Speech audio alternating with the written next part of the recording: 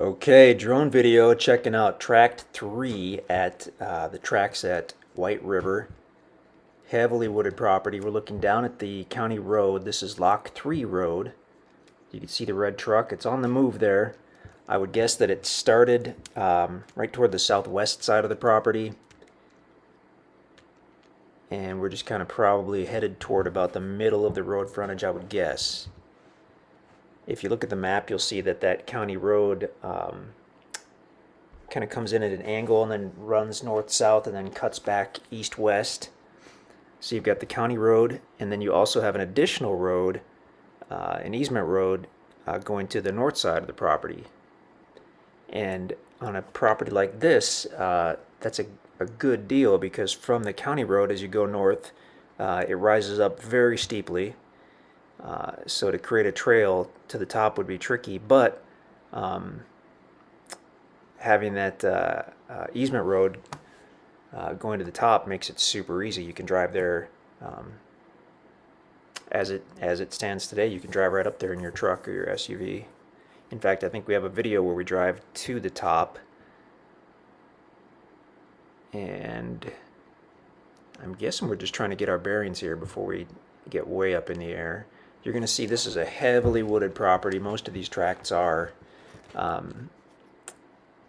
These first few tracts, like 1 through 4 or 1 through 5, and again, this is tract 3, they're pretty interesting because they've got Lock 3 Road, and then on the south side of Lock 3 Road, you've got the little, it's a wet weather creek, Rowlett Creek, I believe it's called, and it seems to be loaded with sycamore and with black walnut trees adjacent to the creek, which is not that unusual. The sycamores are common by creeks and rivers in the Ozarks.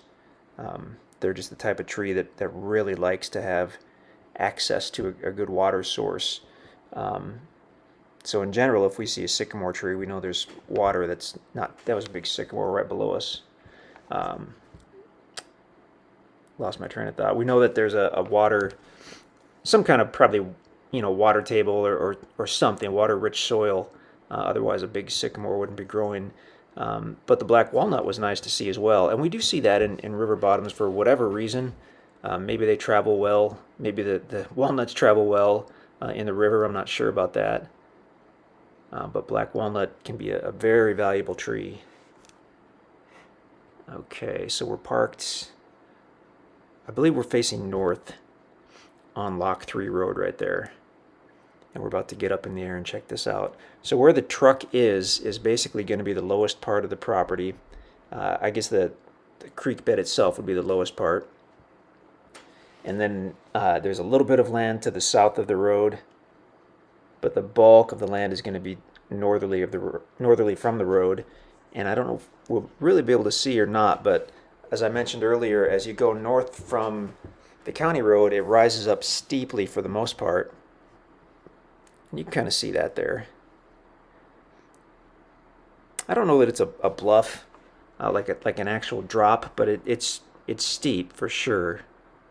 It would be work to have a driveway created, which is why it's so nice that this already has that easement road that starts on the west existing road that's been there 100 years and goes across a few of the tracks.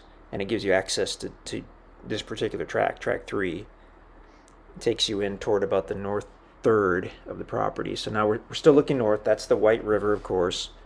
Gorgeous, extremely popular river, very close to this property.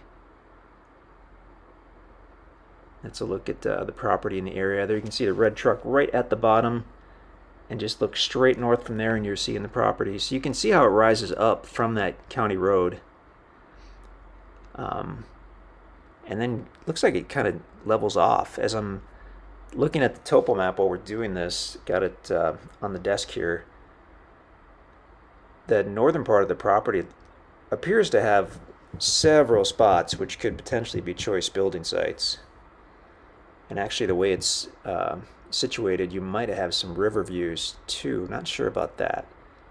You definitely have some kind of views. I don't know if it would be the river or not, but you're going to have probably the potential for some pretty nice building sites as well.